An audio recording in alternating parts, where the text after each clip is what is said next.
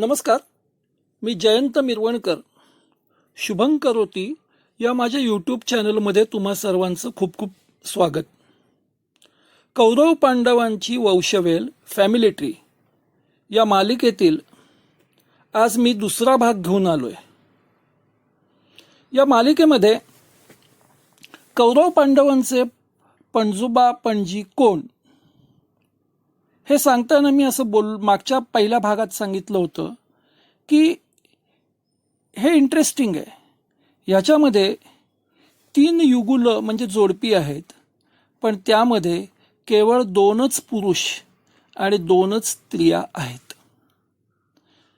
आपण पहिल्या भागामध्ये महर्षी पराशर आणि सत्यवती यांची कथा पाहिली होती. आज दुसऱ्या भागामध्ये कौरव पांडवांचे पणजोबा पणजी युगुल 2 जोडपं दुसरं हे आपण बघणार आहोत. राजा शंतनू आणि गंगा. चंद्रवंश आणि सूर्यवंश असे 2 वंश आपल्या पुराणकथांमध्ये वर्णिले गेलेले आहेत. यातील हस्तिनापूरची राजसत्ता ही चंद्रवंशीय म्हणून ओळखली जाते. या वंशामध्ये मोठे मोठे राजे होऊन गेले.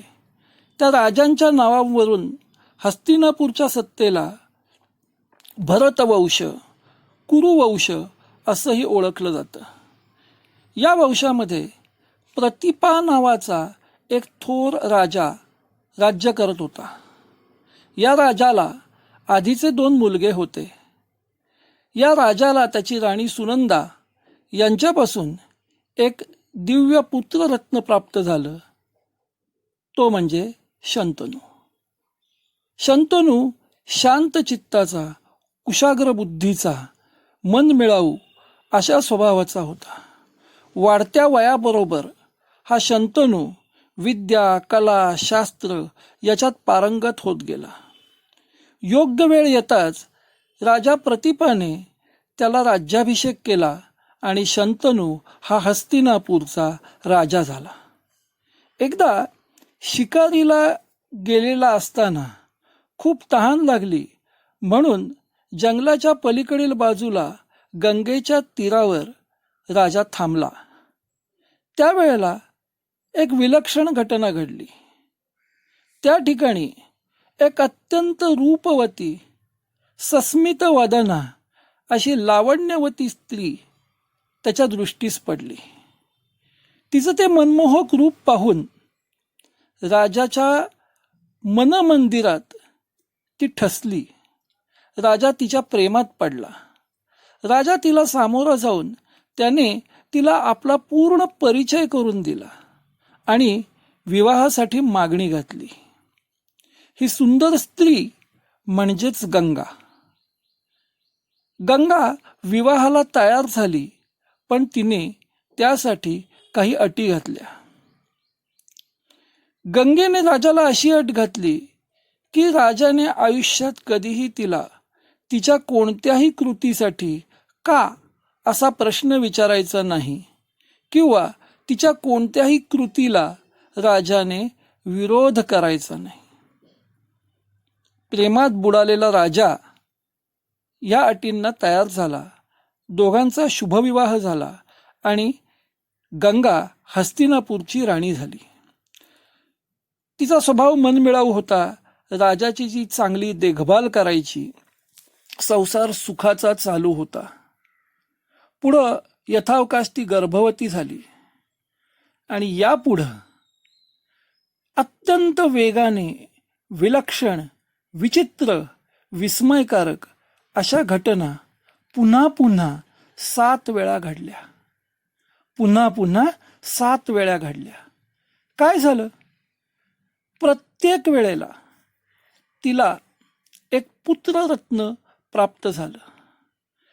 मुलगा झाल्यावर त्या नवजात अर्भकाला ती लगेच घ्यायची आणि महालातून नाहीशी व्हायची. काही वेळाने ती परत यायची. त्यावेळेला तिच्याकडे ते मूल नसायचं. मूल नाही हे पाहिल्यावर राजा गलबलून जायचा. राजा दुःखी व्हायचा. हे मूल तिने कुठे नाहीसं केलं? त्या मुलाचं काय झालं असावं? अशा प्रश्नांनी राजा दुःखाकुल व्हायचा. पण राजा अगतिक होता, असहाय्य होता. राजा तिच्या अटींमुळे तिला काहीच विचारू शकत नव्हता. आपण काही विचारलं आणि अट मोडली म्हणून ती निघून गेली तर? ह्या एकाच भयाने राजा मूग गिळून गप्प बसायचा, आतल्यात झुरायचा. ही कथा मालिका, ह्या घटना एकदा नव्हे 7 वेळा घडल्या. तिने 7 मुलं महालातून बाहेर घेऊन जाऊन नाहीशी केली. हे कोडं काय? असं अघोरी कृत्य ती का करते? या प्रश्नांनी राजा बेजार झाला. पुढं काय झालं? पुन्हा ती गर्भवती राहिली. तिला एक मुलगा झाला. या मुलाला घेऊन पुन्हा ती आधीच्या पद्धतीप्रमाणे महालातून नाहीशी झाली. आता मात्र राजाच्या संयमाचा बांध फुटला. राजाने सगळ्या गोष्टींचा छडा लावायचं ठरवलं. तिच्या पाठोपाठ राजाही बाहेर पडला. तो तिचा पाठलाग करत राहिला. त्याच्या असं लक्षात आलं की काही वेळाने ती गंगा नदीच्या काठावर गेली. त्या मुलाला घेऊन ती नदीत बुडवणार एवढ्यात मागून राजाने तिला जोरात हाक मारली. थांब, असं करू नको. असं म्हणून राजाने तिला विरोध केला. हे तू काय करतेस? या मुलाने तुझा काय अपराध केला? असं क्रौर्य तुझ्यामध्ये कुठून आलं? यासारखे अनेक प्रश्न राजाने तिला विचारले. राजाने तिला विरोध केला आणि थांबवलं. गंगा राजाला म्हणाली, तू माझ्या अटी मोडतोयस. तू माझ्या अटी मोडल्यात. तू मला विरोध केलायस. तू मला का प्रश्न विचारलायस? आता तू मला थांबवू शकत नाही. मी तुला सोडून जाणार आहे. मी तुला सोडून जाणार आहे. तिचे हे वाक्य ऐकून राजाला धक्का बसला. ती पुढे बोलतच गेली. बर्फासारख्या थंडपणाने ती राजाला म्हणाली, राजा, दुःख कशाला करतोस? हे सगळं अटळ होतं. आधीची 7 मुलंही मीच बुडवली. तू अट मोडलीस. आता मी निघून जाणार आहे. हे सगळं विधिलिखित आणि अटळच होतं. राजा आश्चर्याने तिच्याकडे पाहतच राहिला. गंगा म्हणाली, हे राजन, मी तुला तुझ्या पूर्वजन्मीची कथा सांगते. गंगा म्हणाली, हे राजन, तू मागच्या जन्मामध्ये महाभीष नावाचा एक अत्यंत पुण्यवान आणि जगज्जेता असा राजा होतास. मृत्यूनंतर तुला स्वर्गप्राप्ती झाली. स्वर्गामध्ये अत्यंत आनंदाने राहत असताना एकदा ब्रह्मदेवाच्या पूजनाचा कार्यक्रम चालू होता. या कार्यक्रमाला तुझ्यासह अनेक थोर राजे, देव, देवता, ब्राह्मण उपस्थित होते. मी सुद्धा ब्रह्मदेवाच्या पूजनासाठी नद्यांची देवता गंगा उपस्थित होते. तेवढ्यात काय झालं, सोसाट्याचा वारा आला आणि त्या वाऱ्यामुळं माझ्या अंगावरील श्वेत रंगाची वस्त्रे इतस्ततः विखुरली. सर्व देवांनी माना खाली घातल्या, डोळे मिटून घेतले. पण हे राजन, तू मात्र माझ्याकडं आशाळभूत नजरेने पाहत राहिलास. तुझं हे कृत्य पाहून ब्रह्मदेवाने तुला शापवाणी दिली. ब्रह्मदेवाने तुला शाप दिला की तू पृथ्वीवर मर्त्य लोकामध्ये मानव देहाला प्राप्त होशील. त्याच वेळेला मीही स्वतःला पटकन सावरलं नाही म्हणून मलाही शाप दिला की तूही पृथ्वीवर मनुष्य देहाला प्राप्त होशील. पण या राजाला पूर्ण दुःख दिल्यानंतर तू पुन्हा स्वर्गात परत येशील.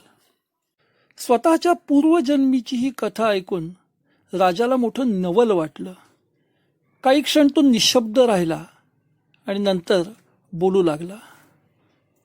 राजा म्हणाला, मला माझं प्रारब्ध भोगायलाच हवं. पण हे गंगा, तू मला सांग की एवढ्या चिमुकल्या नवजात अर्भकांना तू बुडवलंस, अमानुषपणे त्यांना तू बुडवलंस. तुझं हे क्रौर्य, याचं समर्थन तू कसं करशील? गंगा गूढपणे हसली. ती सांगू लागली, हे त्या नवजात बालकांचं प्रारब्ध होतं. गंगा म्हणाली, त्यांची कथा ऐक, त्यांच्या पूर्वजन्मीची कथा ऐक. मृत झालेले 7 नवजात बालक आणि जिवंत असलेला 8वा, हे सर्व मिळून 8 अष्टवसू मागील जन्मामध्ये स्वर्गलोकी एका रथात बसून भ्रमण करत होते. संध्याकाळच्या वेळी वसिष्ठ मुनींच्या आश्रमापाशी ते पोचले. या अष्टवसूंपैकी सगळ्यात धाकटा प्रभास किंवा द्यूज, याच्या दृष्टीस वसिष्ठांची गाय कामधेनू पडली. प्रभासाच्या बायकोने ती गाय आपल्या नवऱ्याला दाखवून ही गाय आपल्याकडे हवी अशी इच्छा व्यक्त केली. प्रभासाने ती गाय चोरण्याचं कटकारस्थान रचलं. इतर वसूंच्या मदतीने त्याने ती गाय चोरली. पुढे हे गोष्ट वसिष्ठांच्या जेव्हा लक्षात आली, त्यावेळेला वसिष्ठांनी सर्व अष्टवसूंना शाप दिला. तो शाप काय दिला की ते सर्वजण पृथ्वीवर मनुष्य देहाला प्राप्त होतील. अष्टवसूंना आपली चूक लक्षात आली. त्यांनी वसिष्ठांची स्तुती केली, विनंती केली, गयावया केली. वसिष्ठांना याची दया येऊन पहिल्या 7 अष्टवसूंना त्यांचा दोष कमी असल्यामुळे त्यांना उशाप दिला की पृथ्वीवर अगदी काही काळापुरतंच त्यांना जन्म घ्यावा लागेल, लगेच त्यांना मुक्ती मिळेल आणि ते पुन्हा स्वर्गात दाखल होतील. पण शेवटचा अष्टवसू प्रभास याने चोरीचा कट रचला, याने चोरीचं सगळं नियोजन केलं. त्याचा दोष मोठा होता, म्हणून त्याला मात्र वसिष्ठांनी पूर्ण मानवी आयुष्य संपेपर्यंत भूलोकी आयुष्य कंठावं लागेल असं सांगितलं. मात्र उशाप देताना तू विजेता असशील, तू ज्ञानी सन्माननीय असशील असा आशीर्वाद दिला. गंगा म्हणाली, हे राजन, 7 मुलांना मी बुडवलं असं तुला वाटतं, पण त्यांना मुक्ती देण्याचं काम हे माझ्यावर सोपवलेलं होतं. हा 8वा मुलगा, हा त्याचं प्रारब्ध पूर्ण भोगणार आहे. हा पूर्णायुषी आहे. हा 8वा मुलगा, लक्षात घ्या, हा 8वा मुलगा म्हणजे देवव्रत. त्याचं जन्माच्या वेळचं सुरुवातीचं नाव देवव्रत. आपल्यापैकी बऱ्याच लोकांना देवव्रत नाव माहिती नाहीये. देवव्रतचाच पुढं, यालाच पुढं जग भीष्म म्हणून ओळखू लागलं. त्याला भीष्म का म्हणतात हे आपल्या 3ऱ्या भागामध्ये येईल. आत्ता एवढंच लक्षात ठेवायचं की हा देवव्रत म्हणजेच भीष्म. भीष्म कसा हे पुढील भागात आपण बघूया. एवढी सगळी कथा सांगून गंगा राजाला म्हणाली की आता मी ह्या देवव्रताला घेऊन त्याच्या विद्यार्जनासाठी ऋषींकडे घेऊन जाते. त्याचं पूर्ण शिक्षण झाल्यानंतर त्याला तुझ्या स्वाधीन करते. असं सांगून गंगा त्या चिमुकल्या देवव्रताला घेऊन राजापासून निघून गेली. दुःखी अंतःकरणाने राजा जड पावलाने आपल्या राज्यात परत आला. राज्यात परत आल्यावर पत्नी वियोगाचं गहिरं दुःख बाजूला ठेवून आपला मुलगा देवव्रत पुन्हा आपल्याला भेटेल या आशावादावर राजा राज्य करत राहिला. तिकडे गंगा त्या देवव्रताला घेऊन स्वर्गी गेली. स्वर्गामध्ये या देवव्रताला ज्ञानार्जन घडवलं. बृहस्पती, मार्कंडेय, परशुराम, सनतकुमार, वसिष्ठ मुनी या सगळ्यांनी देवव्रताला धर्म, वेद, राज्यशास्त्र, शस्त्रास्त्रविद्या, योगविद्या, अध्यात्म या सगळ्यांचं ज्ञान दिलं. सर्व ज्ञान घेऊन तरुण झालेला देवव्रत पृथ्वीवर पुन्हा आला. एकदा काय झालं, शंतनू राजा गंगेच्या काठी फिरत असताना अचानक नदीचं पात्र अरुंद का झालं म्हणून शोध घेत असताना त्याच्या लक्षात आलं की एक तरुण मुलगा आपल्या तलवारीच्या टोकाने पात्र अडवतोय. हा कोण बरं मुलगा असावा? आपला भीष्म तर नसावा? राजाच्या मनात अस्पष्ट शंका आली, पण ओळख पटेना. त्याने आपल्या पत्नीचं गंगेचं स्मरण केलं. गंगा क्षणार्धात अवतीर्ण झाली आणि तिने तोच मुलगा हा राजाचा आहे असं त्याला सांगून देवव्रताला राजाच्या स्वाधीन केलं. राजा आनंदी झाला. देवव्रताला घेऊन आपल्या राज्यात परत आला. आजचा कथाभाग या ठिकाणी पूर्ण झाला. पुन्हा काही प्रश्न तुमच्या मनात येतील. राजा शंतनूच्या पुढील आयुष्यात काय घटना घडल्या? तेजस्वी दिव्य अशा भीष्माचं पुढील आयुष्य कसं गेलं? भाग 1 आपण जेव्हा बघितला त्यावेळेला सत्यवतीच्या बाबतीत असेच काही प्रश्न तुमच्या मनात निर्माण झाले. आज सत्यवतीचं काहीच कथानक आलं नाही. या सर्व प्रश्नांची उत्तरं तुम्हाला भाग 3 मध्ये निश्चितपणे मिळतील. आपण सगळेजण बुद्धिवान आहात. या पहिल्या 2 भागांमध्ये मी काही दुवे तुम्हाला दिलेत.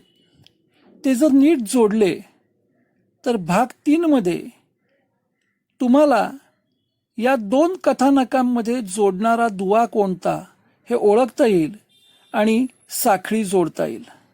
आज भीष्माचार्यांना म्हणजेच देवव्रताला मनोमन वंदन करायचं आणि इथेच थांबायचं. माझ्या भाग 1ला कॉमेंट्समध्ये एका इंग्लिश माणसाने माझा आवाज आवडला, कथा सांगण्याची पद्धत आवडली, पण भाषा कळत नाही, तो सबटायटल द्या अशी विनंती केली होती. आणि मालविका केळकर हिने उत्स्फूर्तपणे सबटायटल करण्याचं मान्य केलं आणि तिने भाग 1ला सबटायटल्स टाकून दिले. याबद्दल तिचे मनःपूर्वक आभार, धन्यवाद. माझा हा व्हिडिओ तुम्हाला आवडला असेल तर शेअर करा, लाईक करा, सबस्क्राईब करा, त्यापुढील बेल आयकॉन दाबा म्हणजे पुढील व्हिडिओ आलेलं तुम्हाला नोटिफिकेशन मिळत जाईल. आज इथेच थांबतो. धन्यवाद.